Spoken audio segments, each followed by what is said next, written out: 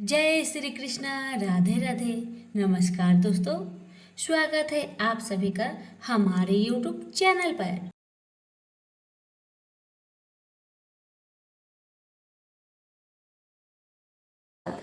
एक गांव में एक साहूकार रहता था। साहूकार की एक बेटी थी जो कि हर रोज पीपल सींचने जाती थी। पीपल के वृक्ष में से लक्ष्मी जी प्रकट होती थी और चली जाती। एक दिन लक्ष्मी जी ने साहूकार की बेटी से कहा कि तू मेरी सहेली बनेगी। तब लड़की ने कहा, मैं अपने पिताजी से पूछकर कल बताऊंगी। अब साहूकार की बेटी ने घर आकर अपने पिता को सारी बात बताई। तब उसके पिताजी बोले कि वह तो लक्ष्मी माता है, आपने को और क्या चाहिए, तुम लक्ष्मी माता की सहेली बन जाओ। दूसरे दिन वह लड़की फिर गई। तब लक्ष्मी जी पीपल के पेड़ से निकलकर आई और कहने लगी, सहेली बनेगी मेरी। तब लड़की ने कहा, हाँ क्यों नहीं, जरूर बनूंगी। अब लक्ष्मी जी और वह लड़की दोनों जन सहेली बन गई। एक दिन लक्ष्मी जी ने अपनी सहेली को खाने का न्योता दिया। घर आकर लड़की ने अपने माँ पिता से कहा कि मेरी सहेली ने मुझे खाने का न्योता दिया है। तब पिता ने कहा कि सहेली के यहाँ जिमने जाइयो, पर संभाल कर जाना। तब वह लक्ष्मी जी के यहाँ जिमने गई तो लक्ष्मी जी ने उसे साल 2 साल ओढ़ने के लिए दिया। रुपए दिए, सोने की चौकी, सोने की थाली में 36 प्रकार के भोजन करा दिए। जिम कर जब वह जाने लगी तो लक्ष्मी जी ने पल्ला पकड़ लिया और कहने लगी कि मैं भी तेरे घर जिमने आऊंगी। तब लड़की ने कहा, हाँ सहेली क्यों नहीं, जरूर आना। अब वह घर जाकर चुपचाप बैठ गई।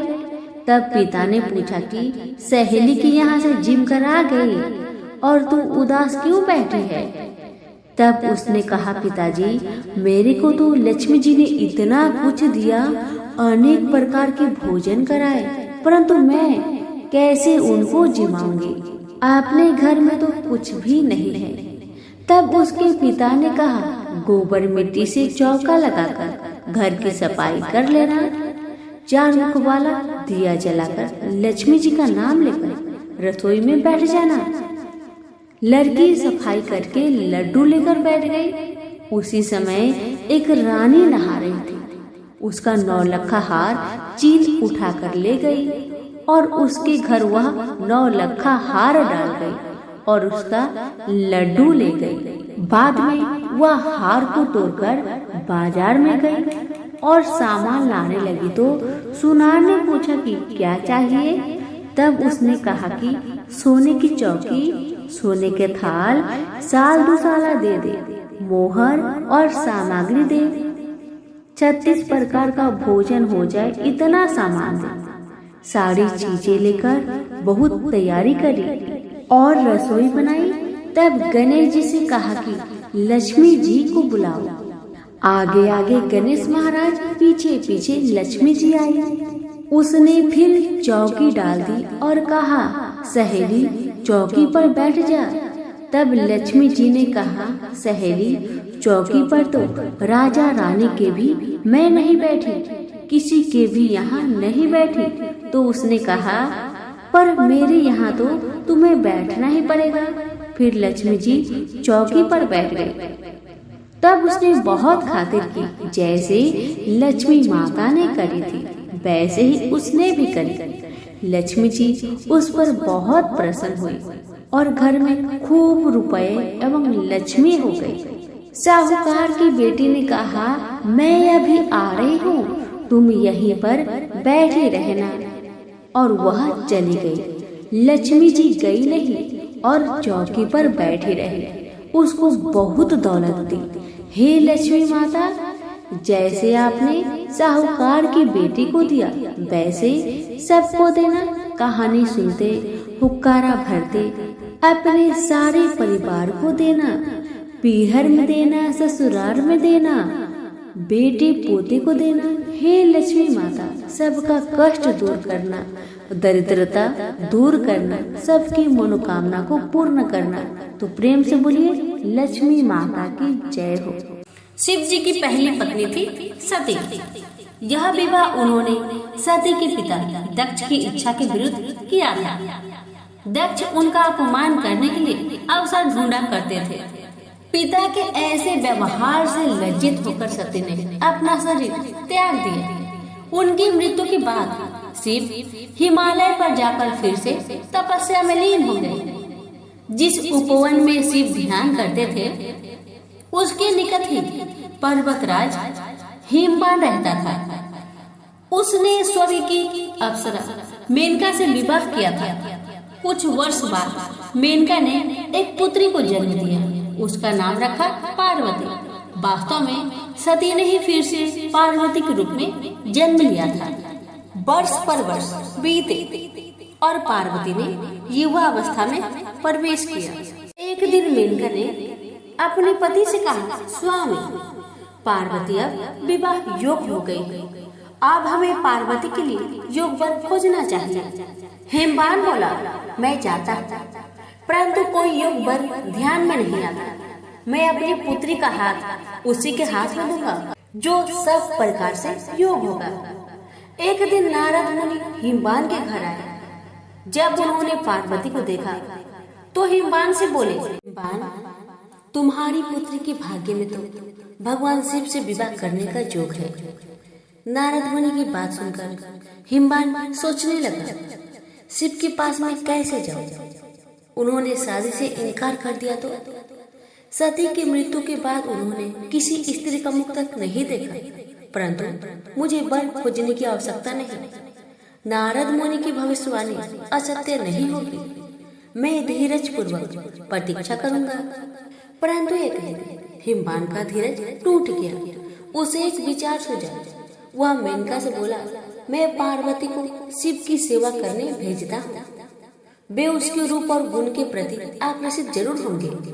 मेनका बोली, विचार तो बहुत उत्तम है।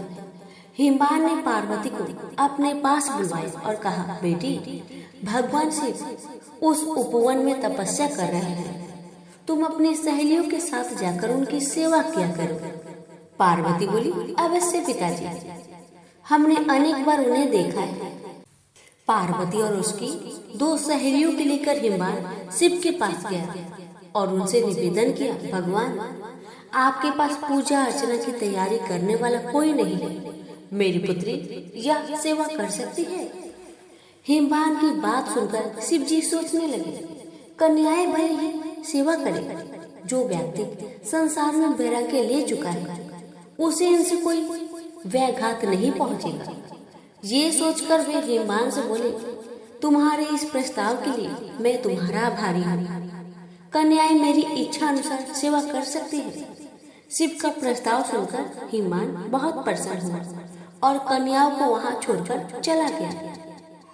पार्वती शिव की सेवा करने लगी। वह उपासना के लिए कुछ स्त्री चुनती थी और गर्मी बढ़ने पर शिव पर पंखा झलती थी। इस प्रकार पार्वती हृदय से शिव से प्रेम करने लगी। इस बीच आपत्तिग्रस्त देवता इंद्र के साथ ब्रह्मा जी के पास आकर बोले, भगवान असुर तारक के अत्याचारों से हमारी रक्षा करें। उसने स्वर्ग पर अधिकार कर लिया है और लोगों में हाहाकार मचा हुआ है। उसे प्रसन्न करने के लिए हमने उसे उपहार भी भेजे, परंतु हम जितना ही उसे प्रसन्न करने का प्रयत्न करते हैं उतनी ही उसकी दुष्टता बढ़ती जाती है। हमारी आपसे प्रार्थना है कि हमें कोई ऐसा नेता प्रदान कीजिए जो हमें उसके अत्याचारों से त्राण दिलाए। ब्रह्मा जी असहाय होकर बोले, प्रिय पुत्र, मैं चाहते हुए भी तुम्हारी सहायता नहीं कर सकता। तारक को मैंने एक बार वरदान दिया था, उसी से वह इतना बलवान हो गया है। मैं भी उसका नाश नहीं कर सकता, परंतु एक उपाय है। शिव का पार्वती से विवाह विधि का विधान है। तुम जाओ और शिव को पार्वती की सुंदरता का भान कराओ। शिव और पार्वती का जो पुत्र होगा वही तुम्हारा नेता बनकर तारक का वध करेगा। ब्रह्मा जी की बात सुनकर देवराज इंद्र सीधे प्रेम के देवता काम के पास पहुँचे और बोले, कामदेव, मैं तुम्हारे पास एक आवश्यक काम से आया हूँ। तुम शिव पर अपना जादू चलाओ ताकि वे पार्वती से विवाह कर लें। इंद्र की आज्ञा पाकर कामदेव अपनी पत्नी रति के साथ शिव के कुंज में पहुंचे। वहां शिव को देखा तो उनका साहस छूट गया। उसी समय पार्वती वहां से निकली तो कामदेव का फिर से साहस बंधा। पार्वती ने नस्त मस्तक होकर कुछ पुष्प शिव के सम्मुख रखे। जा देख शिव बोले, तुम्हें ऐसा पति मिले जो बस केवल तुमसे ही प्रेम करने वाला हो। शिव की बात सुनकर पार्वती सोचने लगी, शिव का वचन कभी मिथ्या नहीं होगा। मैं कितनी भाग्यशाली हूँ। यह सोचकर पार्वती शिव के गले में माला पहनाने ही वाली थी, तभी कामदेव का बाण निशाने पर लगा। शिव ने पूरी शक्ति से अपनी भावनाओं को बस में किया और इधर उधर देखने लगे। उन्होंने कहा, मेरी मन की शांति भंग करने का साहस किसने किया है? तभी उनकी दृष्टि कामदेव पर पड़ी। उस दृष्टि मात्र से कामदेव जलकर राख हो गए। यह देख रति मूर्छित हो गई। शिव पार्वती की ओर आंख उठाए बिना ही कुंज में चले गए। यह देख पार्वती सोकर लज्जा से विहल हो उठी और उदास मन से अपने घर लौट आई। उधर जब रति की मूर्छा टूटी, उसने सोचा, जब मेरे पति ही नहीं रहे तो मैं जीकर क्या करूंगा? अच्छा यही है कि मैं भी मरकर उनके पास पहुंचूं। वह यह सोच ही रही थी कि तभी आकाशवाणी हुई, जीवन मत त्याग। पार्वती तपस्या करके शिव को वर के रूप में पाएगी और उनके विवाह के दिन तेरा पति पूर्ण जीवित होकर फिर से तुझे मिलेंगे। आकाशवाणी सुनकर रति को ढंढास बंधा और वह उस दिन की प्रतीक्षा करने लगी। उधर शिव के व्यवहार से पार्वती को बहुत दुख हुआ, परंतु उसके प्रेम में कमी नहीं आई। वह सोचने लगी, मेरा सौंदर्य उन्हें आकर्षित नहीं कर सका, परंतु मैं हार नहीं मानूंगी। सौंदर्य से नहीं तो मैं अपनी तपस्या और भक्ति से उन्हें प्राप्त करूंगी। यह सोचकर उसने अपना निर्णय अपने माता पिता को बताया। पार्वती के निर्णय के आगे माता पिता को झुकना पड़ा और उसे आशीर्वाद देकर विदा किया। सुंदर वस्त्रों तथा आभूषणों का त्याग करके पार्वती कुंज में तपस्या करने बैठ गई। कई वर्ष बीत गए, परंतु पार्वती ने आशा नहीं छोड़ी। एक दिन वह जल कुंड में प्रवेश करने से पहले पूजा अर्चना की तैयारी कर रही थी कि एक युवक ऋषि उससे मिलने आया। उसने पार्वती से कहा, तुम्हारा यह सुकुमार शरीर कैसे ही कठिन कर्म करता है जो तुम्हारी आत्मा उससे करवा रही है। तुमने संसार को दिखा दिया है कि सुंदरता और पवित्रता एक दूसरे को नष्ट करने के लिए नहीं है। तुम्हारे आचरण ने तुम्हारे पिता के गौरव को और बढ़ाया है। सुकुमारी, तुमने यह कठिन तपस्या का व्रत क्यों लिया है? घर लौट जाओ। सुकुमारी, तुम तपस्या त्याग दो। जो सिद्धियां मैंने प्राप्त की है उनमें से आधी मैं तुम्हें दूंगा, लेकिन कृपया तपस्या का कारण बता दो। पार्वती ने अपनी सखी से कारण बताने को कहा। मेरी सखी पर्वत में शिव का प्रेम जीतने का निश्चय किया है। अपने सौंदर्य से तो यह उन्हें नहीं रिझा सकी, अतः तपस्या और त्याग का सहारा लिया है। सखी की बात सुनकर ऋषि ने पार्वती से कहा, क्या यह सत्य है या तुम्हारी सखी हंसी कर रही है? पार्वती बोली, यह सत्य है ऋषिवर। मैं शिव की पूजा करती हूँ। मुझे विश्वास है कि तपस्या और भक्ति से एक दिन मैं उनका प्रेम प्राप्त करने में सफल हो जाऊंगी। ऋषि ने कहा, ओह, तो ये बात है। मैं शिव को जानता हूँ। वह तो अपने सारे शरीर पर भस्म रमाए रहते हैं, नाग उससे लिपटे रहते हैं, चम्र धारण करता है। तुम्हारी जैसी सुंदर युवती कैसे उसकी पत्नी हो सकती है? वह निर्धन है, अघोर है, यह सारा संसार जानता है। वह तुम्हारे योग नहीं है। उसका विचार त्याग दो और कोई दूसरा व्यक्ति चुन लो। ऋषि की बातें सुनकर पार्वती क्रोधित होकर बोली, आप चुप रहिए। महान आत्मा को महान आत्मा ही पहचान सकती है, नीच प्राणी उच्च विचारों को नहीं समझ सकता। आपका वचन आपकी दुर्भावनाओं का सूचक है। सिर्फ दिखावे से नहीं प्रभावित होते हैं, न किसी को प्रवाहित करते हैं। वे अघोर है, निर्धन है, चम्र धारण करते हैं, उनके शरीर से सर्प लिपटे रहते हैं। तो क्या हुआ, वो मेरी मनोनीत देवता है। उनमें चाहे दुर्बलताएं अधिक हो और गुण कम, फिर भी मैं उन्हीं को चाहती हूँ। पार्वती की सहेलियां यह सुनकर चकित रह गई। पार्वती उनसे बोली, प्रिय सखी, इनसे कहो कि यहाँ से चले जाए, क्योंकि इन्होंने अपने हृदय को ऐसे विचारों से कुलुषित कर रखा है। बुरी बात कहना पाप है, तुरंत उसे सुनना और भी बड़ा पाप है। चलो हम चले। क्रोध से भरकर पार्वती जैसे ही चलने को हुई, ऋषि ने जल्दी से आगे बढ़कर उसका मार्ग रोक लिया। पार्वती आश्चर्य से कि कर्तव्य मूढ़ हो गए। वह ऋषि और कोई नहीं, स्वयं भगवान शिव थे। वे पार्वती से बोले, सुकुमारी, तुम्हारी तपस्या और भक्ति ने मुझे जीत लिया है। मैं तुम्हारे सामने विनीत हूँ, तुम्हारा दास हूँ, किंतु कर्तव्य परायण। पार्वती शिव को छोड़ अपनी सखी के पास जाकर बोले, सखी, इनसे कहो कि मेरे पिताजी से विवाह का प्रस्ताव करना होगा। सखी की यह कह देने पर पार्वती शिव के पास आई। शिव बोले, मैं इसमें तनिक भी देर नहीं करूंगा प्रिय। यह अवशासन पाकर पार्वती अपनी सहेलियों के साथ घर लौट आए। शिव ने सप्त ऋषियों को बुलाकर उनसे कहा, ब्रह्मा ने देवताओं को वचन दिया है, मेरा पुत्र ही तारक का वध करेगा। इस वचन को पूरा करने के लिए मुझे पार्वती से विवाह करना है। जाकर हिमवान से विवाह प्रस्ताव करो।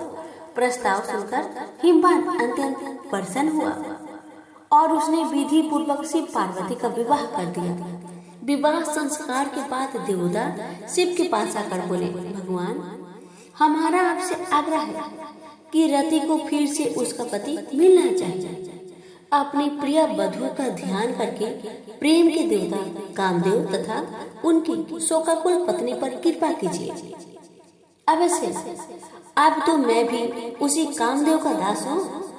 कई वर्ष बीत गए। शिव अपनी पत्नी के प्रेम में डूबे हुए थे। तब इंद्र ने अग्नि को शिव के पास भेजा। अग्निदेव शिव के पास गए और उनसे विनती की, भगवान, मैं आपको देवताओं की आवश्यकता का स्मरण कराने आया हूँ। शिव ने अग्निदेव के हाथ में एक बीज रखा और बोले, इस बीज के पकने पर एक बालक का जन्म होगा, वही तुम्हारा सेनापति होगा। अग्निदेव बीज लेकर वहां से चले गए, परंतु वह बीज इतना गर्म था कि उसे पकड़े रहना कठिन था। इंद्र के पास पहुँचते पहुँचते अग्निदेव का शरीर पीला से पीला पड़ गया। वह इंद्र से बोले, बीज मेरे पास है, परंतु उसे संभालना असंभव है। अग्निदेव की दशा देखकर इंद्र दुखी होकर बोले, तुम इसे गंगा के पास ले जाओ, वह तुम्हें ठंडक पहुंचाएगी और इसे संभालेगी।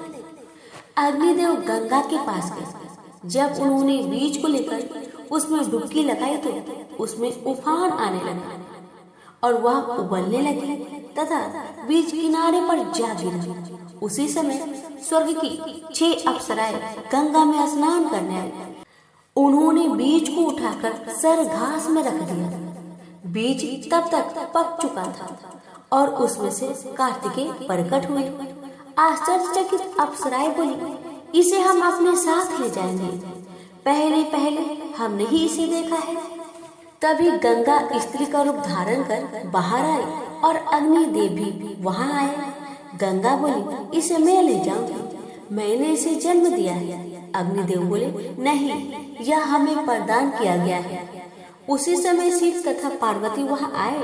शिव ने विवाह का निर्णय करते हुए कहा, जो बालक देवताओं का नित्य करने वाला है उसका पालन पोषण पार्वती ही कर सकती है। पार्वती ने प्रेम से बालक को उठाकर छाती से लगा लिया। फिर वे कैलाश पर्वत को लौट आए। समय बीतने के साथ कार्तिकेय बड़ा हुए। उसके नेतृत्व में देवताओं और तारक के बीच भीषण युद्ध हुआ। कार्तिकेय ने उसे मार डाला। स्वर्ग का सिंहासन फिर से इंद्र को मिला और स्वर्ग में फिर से सुख शांति का साम्राज्य स्थापित हुआ।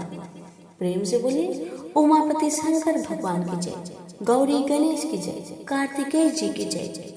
कि एक बार भगवान विष्णु बैकुंठ लोक लक्ष्मी जी के साथ विराजमान थे। उसी समय उच्च श्रवा नामक अश्व पर सवार होकर रेवंत का आगमन हुआ। उच्च श्रवा अश्व सभी लक्षणों से युक्त, देखने में अत्यंत सुंदर था। उसकी सुंदरता की तुलना किसी अन्य अश्व से नहीं किया जा सकता। अतः लक्ष्मी जी उस अश्व के सौंदर्य को एकटक देखती रह गई। जब भगवान विष्णु ने लक्ष्मी जी को मंत्र मुक्त होकर अश्व को देखते हुए पाया तो उन्होंने उनका ध्यान अश्व की ओर से हटाना चाहा, लेकिन लक्ष्मी जी देखने में तत्लीन रही। भगवान विष्णु द्वारा बार बार झांक झोरने पर जब उनकी तंद्रा भंग न हुई, तब इसे अपनी अवहेलना समझकर भगवान विष्णु को क्रोध आ गया और उन्होंने गुस्से में आकर लक्ष्मी जी को श्राप देते हुए कहा कि तुम इस समय अश्व के सौंदर्य में इतनी खोई हुई हो कि मेरे द्वारा बार बार झकझोर करने पर भी तुम्हारा ध्यान इसी में लगा रहा। अब तुम अश्वी हो जाओ। जब लक्ष्मी जी का ध्यान भंग हुआ और श्राप के बारे में पता चला तो वो क्षमा मांगते हुए समर्पित भाव से भगवान विष्णु की वंदना करने लगी। मैं आपके वियोग में एक पल भी जीवित नहीं रह सकती, अतः आप मुझ पर कृपा करें एवं अपना श्राप वापस ले लीजिए। तब विष्णु जी ने अपने श्राप में सुधार करते हुए कहा, श्राप तो पूरी तरह वापस नहीं लिया जा सकता, लेकिन हाँ, तुम्हारे अश्वी रूप में पुत्र प्रसव के बाद तुम्हें इस योनि से मुक्ति मिलेगी और तुम पुनः मेरे पास वापस लौटोगी। भगवान विष्णु के श्राप से अश्वी बनी हुई लक्ष्मी जी यमुना पर तमसा नदी के संगम पर भगवान शिव की तपस्या करने लगी। लक्ष्मी जी के तप से प्रसन्न होकर शिव पार्वती के साथ आए। उन्होंने लक्ष्मी जी से तप करने का कारण पूछा। तब लक्ष्मी जी ने अश्वी हो जाने से संबंधित सारा वृंदावन उन्हें सुना दिया और अपने उद्धार की प्रार्थना उनसे करने लगे। तब भगवान शिव ने कहा, देवी तुम चिंता न करो, इसके लिए मैं विष्णु को समझाऊंगा कि वे अश्व का रूप धारण करके तुम्हारे साथ रमन करें और तुमसे अपने जैसा ही पुत्र उत्पन्न करें ताकि तुम उनके पास शीघ्र वापस जा सको। भगवान शिव की बात सुनकर अश्वी रूपधारी लक्ष्मी जी को काफी प्रसन्नता हुई। उन्हें यह आभास होने लगा कि अब मैं शीघ्र ही श्राप के बंधन से मुक्त हो जाऊंगी और श्री हरि विष्णु को प्राप्त कर लूंगी। भगवान शिव वहां से चले गए। अश्वी रूपधारी लक्ष्मी जी ने पुनः तपस्या में लग गई। काफी समय बीत गया, लेकिन भगवान विष्णु उनके समीप नहीं आए। तब उन्होंने भगवान शिव का पुनः स्मरण किया। भगवान शिव प्रकट हुए। उन्होंने लक्ष्मी जी को संतुष्ट करते हुए कहा, देवी धैर्य धारण करो, धैर्य का फल मीठा होता है। विष्णु अश्व रूप में तुम्हारे समीप अवश्य आएंगे। इतना कहकर भगवान शिव अंतर्ध्यान हो गए। कैलाश पहुंचकर भगवान शिव विचार करने लगे कि विष्णु को कैसे अश्व बनाकर लक्ष्मी जी के पास भेजा जाए। अंत में उन्होंने अपने गण चित्र रूप को दूत बनाकर विष्णु जी के पास भेजा। चित्र रूप भगवान विष्णु के लोक में पहुँचे। भगवान शिव का दूत आया है यह जानकर भगवान विष्णु ने दूत से सारा समाचार कहने को कहा। दूत ने भगवान शिव की सारी बातें उन्हें कह सुनाई।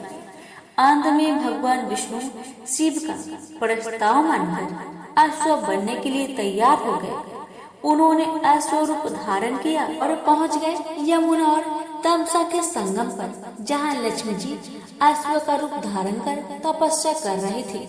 भगवान विष्णु को अश्व रूप में आया देखकर अश्वी रूपधारी लक्ष्मी जी काफी प्रसन्न हुई। दोनों एक साथ विचरण एवं रमन करने लगे।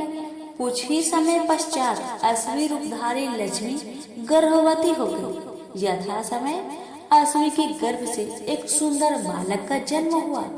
तत्पश्चात लक्ष्मी जी बैकुंठ लोक श्री हरि विष्णु के पास चली गई। लक्ष्मी जी के जाने के बाद उस बालक के पालन पोषण की जिम्मेवारी यताति के पुत्र पूर्वसु ने ले लिया, क्योंकि वे संतानहीन थे और पुत्र प्राप्ति हेतु यज्ञ कर रहे थे। उस बालक का नाम हेहय रखा गया। कालांतर में हेहय के वंशज ही हेहय वंशी कहलाए। प्रेम से बोलिए लक्ष्मी नारायण की जय। एक बार माली, सुमाली और मल्यवान नाम के 3 राक्षस भाइयों ने ब्रह्मा जी को प्रसन्न करने के लिए कठोर तपस्या किया। उनकी तपस्या से परेशान होकर ब्रह्मा जी प्रकट हुए और बोले, मैं तुम्हारी तपस्या से प्रसन्न हूँ, वर मांगो। तीनों ने एक स्वर में कहा, भगवान यदि आप हमारी तपस्या से प्रसन्न हैं तो हमें ऐसा वरदान दीजिए ताकि हम किसी से पराजित ना हो। ब्रह्मा जी ने कहा, ऐसा ही होगा, मगर एक बात याद रखना, अगर तुम लोग भगवान विष्णु से युद्ध कर बैठो तो तुम्हारी मौत निश्चित है। राक्षस ब्रह्मा जी की बात मान गए। उन्होंने कहा, प्रभु हमारे लिए किसी ऐसे स्थान का निर्माण करें जहाँ हम निर्विघ्न रह सके, जहाँ पर हमें किसी प्रकार का भय ना हो। ब्रह्मा जी कुछ सोचते हुए बोले, तुम लोगों के लिए मुझे किसी स्थान का निर्माण नहीं करना पड़ेगा। समुद्र के बीचों बीच सोने की एक नगरी लंका नाम से है। उसे पवन ने विश्वकर्मा की मदद से बनवाया है। वह आजकल खाली पड़ी है। तुम लोग उस नगरी में रहो, वह हर प्रकार से सुरक्षित है। इतना कहकर ब्रह्मा जी अंतर्ध्यान हो गए। तीनों भाई प्रसन्न मन से लंका की ओर चल पड़े। लंका में राक्षस राज्य स्थापित हो गया। कहावत सच है कि लोभ उत्पन्न होने से पाप पैदा होता है और पाप से मृत्यु होती है। एक दिन लंका में तीनों भाइयों ने विचार किया कि देवतागण विष्णु भगवान का अभय दान पाकर किसी से नहीं डरते, यह अच्छी बात नहीं है। देवताओं के घमंड को चूर करने के लिए क्यों न विष्णु भगवान को मार दिया जाए, फिर तो देवताओं को एक एक करके आसानी से मारा जा सकेगा। इसे स्वर्ग पर भी हमारा राज्य हो जाएगा, हमें किसी का भय न रहेगा। यह विचार करके तीनों भाई राक्षसों की बड़ी सेना लेकर विष्णु भगवान से युद्ध करने जा पहुंचे। साक्षात भगवान से मूर्खों का युद्ध आरंभ हो गया। भगवान विष्णु ने पहले तो चालाकी की, राक्षसों का पल्ला भारी कर दिया। इससे तीनों भाई बड़े खुश हुए। उन्होंने सोचा, विष्णु को हम जल्दी मार ही देंगे। फिर घमासान युद्ध शुरू हो गया। विष्णु भगवान ने अपना सुदर्शन चक्र जो घुमाकर फेंका तो उसने एक बार में ही सुमाली का सिर धड़ से अलग कर दिया। यह देख राक्षस सेना में भगदड़ मच गई। माली और मल्यवान ने देखा कि अगर उन्हें जीवित रहना है, उन्हें विष्णु भगवान की शरण में जाना होगा, वरना चक्र से उनकी रक्षा नहीं हो सकेगी। इतना सोचकर वो दोनों जल्दी ही भगवान के चरणों में जाकर गिड़गिड़ाकर अपने प्राणों की भिक्षा मांगने लगे। भगवान विष्णु ने कहा, ठीक है, मैं तुम दोनों को क्षमा करता हूँ, मगर तुम दोनों पृथ्वी पर नहीं रहोगे। अगर मुझको पता चल गया कि तुम लोग पृथ्वी पर रह रहे हो तो मैं तुम दोनों को मार दूंगा। विष्णु भगवान का आदेश पाकर राक्षस राजा माली और मल्यवान वहां से भागे। डर के मारे उनका बुरा हाल था। स्वर्णपुरी छोड़कर वे दोनों पाताल में जाकर रहने लगे। विश्रुवा मुनि की प्रथम पत्नी से उत्पन्न पुत्र का नाम था कुबेर। कुछ बड़ा होने पर उसने घोर तपस्या के द्वारा ब्रह्मा जी को प्रसन्न कर लिया। ब्रह्मा जी ने उसे धन का स्वामी बना दिया। अब देवता भी उसकी समस्या से खुश थे, अतः उन्होंने कुबेर को उपहार दिया। प्रत्येक देवता ने उसे बहुमूल्य उपहार से लाद दिया। इतने सारे उपहार और ब्रह्मा जी के वरदान को लेकर वह अपने पिता के पास आया, पर कुबेर प्रसन्न नहीं था। उसके रहने के लिए कोई स्थान नहीं था। जब उसने अपने पिता से यह बात कही तो मुनि ने कहा, पुत्र, स्वर्णपुरी लंका आजकल खाली है। वहाँ पर राक्षसों का राज्य था। राक्षस विष्णु भगवान के डर से पाताल में भाग गए हैं। तुम वहाँ जाकर रहो, वह स्थान अच्छा और सुरक्षित है। कुबेर ने वहाँ जाकर रहना आरंभ कर दिया। लंका फिर से आबाद होने लगी। एक दिन रावण को उसके नाना मल्लवान ने पाताल से आकर कहा, पुत्र, अब समय आ गया है कि तुम अपने राज्य को फिर से प्राप्त करो। मेरा अर्थ लंका से है। वहाँ पर कुबेर का शासन है। वह राज्य हमारी ही है। हम उसके शासक थे, पर विष्णु भगवान के डर से हम पाताल चले गए और उस पर कुबेर ने अपना अधिकार जमा लिया है। राक्षस वंश के होने के नाते तुम ही उसके वास्तव में अधिकारी हो। रावण ने कहा, नाना जी, आप यह क्या कह रहे हैं? कुबेर तो मेरा बड़ा भाई है। उसको हटाकर मैं वहाँ का राजा कैसे हो सकता हूँ? यह नहीं होगा। यह सुनकर मल्लवान मुस्कुराया, फिर बोला, संसार में कौन ऐसा है जो भाई के सुख से सुखी हुआ है? नाग का भाई गरुड़ है, पर वह नाग का जानी दुश्मन है। नाग को देखते ही वह खा जाता है। वह जो अमरावती का इंद्र है, वह भी अपने भाई को मारकर वहाँ का राजा होकर सुख भोग रहा है। और भी बहुत से ऐसे उदाहरण हैं जहाँ आश्रम में रहकर कष्टमय जीवन व्यतीत करने से क्या फायदा। अब अपनी चीज है तो उसका उपयोग क्यों नहीं किया जाए? यह कहकर मल्लवान पाताल चला गया। रावण के दिमाग में बात घूमने लगी।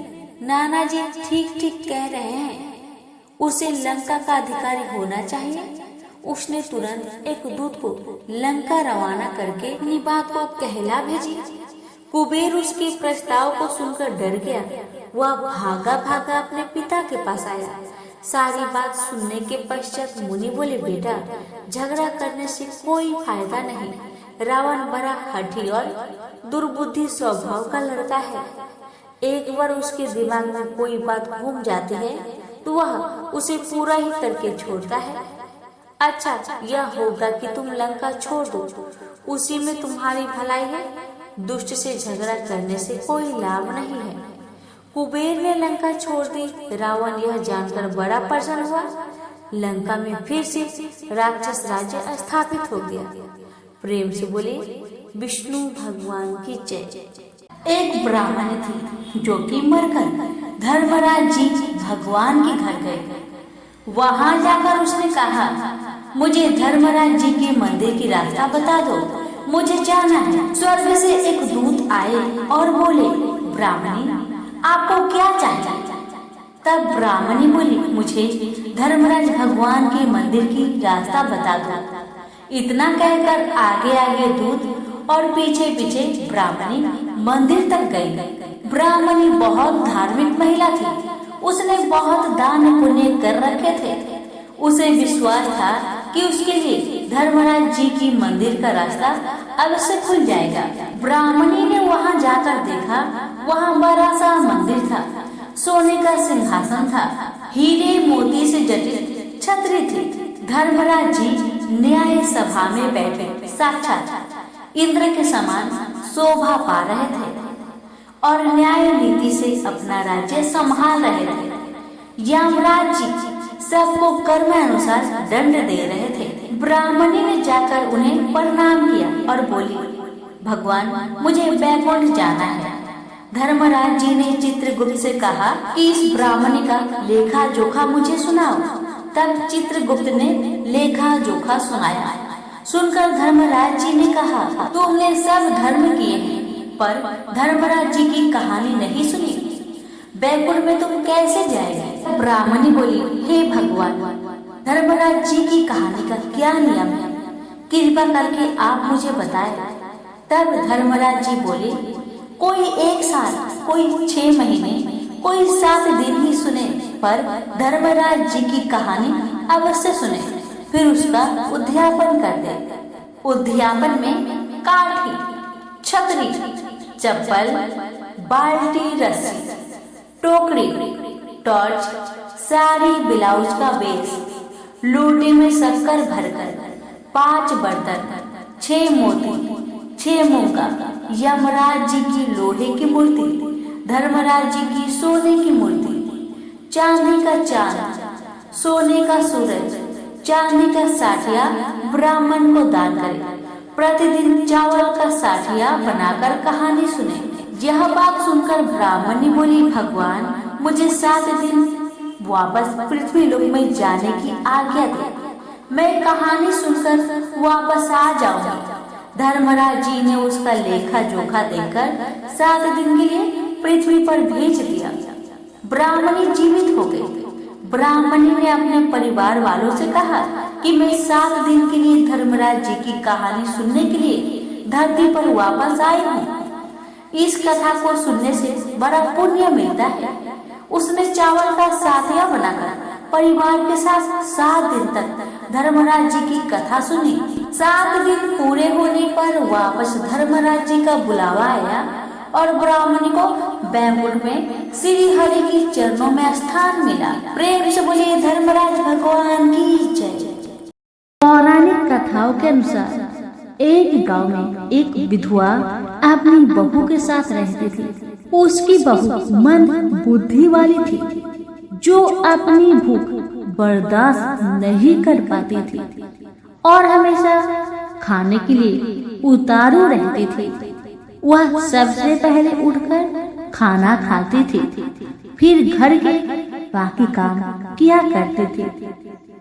एक दिन विधवा ने अपने घर में पूजा करवाने का सोचा, लेकिन वह थोड़ी परेशान थी क्योंकि उसकी बहू अगली सुबह उठते ही खाने के लिए दौड़ेगी और पूजा के लिए बनाए गए पकवान को जूठा कर देगी।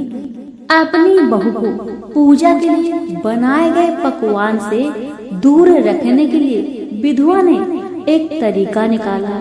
पूजा वाले दिन उसने एक मटका लिया और उसके नीचे एक छेद कर दिया और अपनी बहू से बोली कि आज तो पूजा है, इसलिए खाना खाने से पहले पानी भर के ले आओ।